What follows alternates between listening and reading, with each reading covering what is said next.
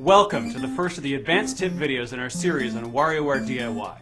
Now that the game is available and you hopefully had a chance to make your own games, we're going to take a bit of a different approach than the beginner and intermediate videos and talk more about tips and tricks than the how-to stuff we did for those.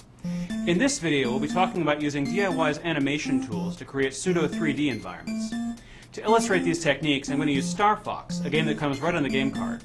Partly just to show you that you can always take any DIY microgame and open it up on the Makermatic, either to borrow the parts from it or just to see how it works. First, let's take a look at the game itself.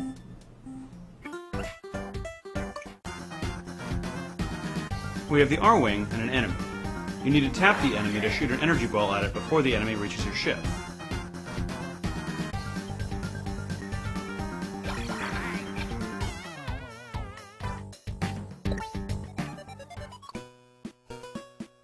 The energy ball uses a very simple trick to create depth. It starts large, and its art shows two smaller versions of the same thing to make it look like it's getting farther away.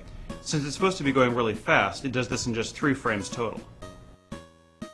Next, the enemy is supposed to be getting closer, but it needs to do it gradually over the whole length of the game. So it actually has a 7-frame animation, which means it needs to use 2 different sets of art. It uses the trigger when art finishes playing to switch to the second one with the other 3 frames. As you can see, it also roams within a smaller area, closer to the R-wing after the art switch. The scrolling buildings are probably the most important part of the 3D illusion here. They seem like they'd be hard to draw, but it's easier than it looks if you just draw some guidelines and erase them later. I'm going to show you how easy this is by making a simple variant of this game with trees instead of buildings. Since I want to make this look consistent across multiple cells of animation, I'm going to turn on the grid lines and use the R button to make my art snap to the grid. The L button works too. I'm also going to use a color for the guidelines that I won't be using in the real art, so it's easy to erase them later.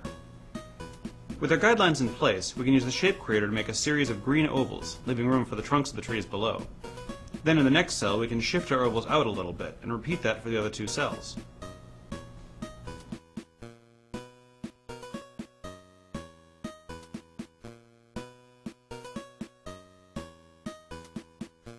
Finally, you can just import the whole art sequence to another object and mirror flip each frame to make a symmetrically scrolling environment.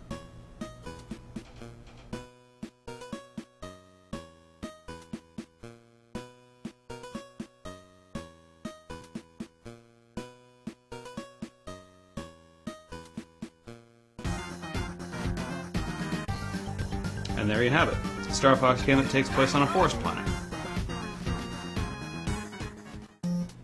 So those are a few tricks for using animation to add a little depth to your games. Have fun experimenting and finding your own techniques, and be sure to check out the other videos in our series.